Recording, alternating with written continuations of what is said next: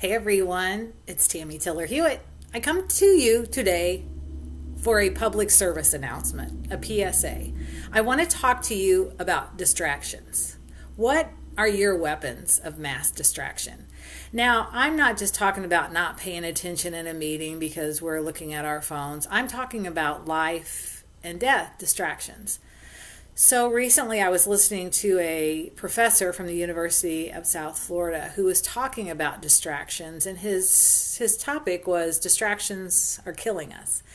And I listened on, and I was honestly mortified because I have to tell you, I am guilty as charged of all the things that are distracting us that could potentially kill me and other people who are near me. So he talked about our line of sight. He talked about, as humans, our limitations of what we can see and what we can take in at any given time. And he actually is thought of as the foremost expert in cognitive skills as it relates to reasoning and perception around driving. And he talked about the limitations of humans, how it has been proven that the human mind can only see about 4 objects at a time. And our government, our military, and militaries across the world have spent billions of dollars to try to figure out how we can improve the number of objects that we're able to see at a given time. Obviously, that's important for fighter pilots and soldiers to be able to see more than 4 things coming at them at the same time. But the truth is we can't. And so that's one limitation. Another limitation is what we can see. So when we look out our windshield, we think we can see the panoramic view that a camera would see. But as it turns out, we have a limited line of sight. In fact, he suggested that we stick our arm out and we look at our fist size, and that's about the size of our line of sight. So you see, those are 2 limitations. The thing is that when we add cell phones to the mix, we completely change the story for the worse.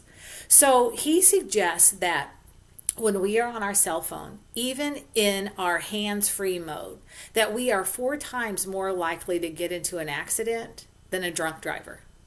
Let me repeat that. When you are on your cell phone, even in hands-free mode, you are 4 times as likely to get into an accident than a drunk driver.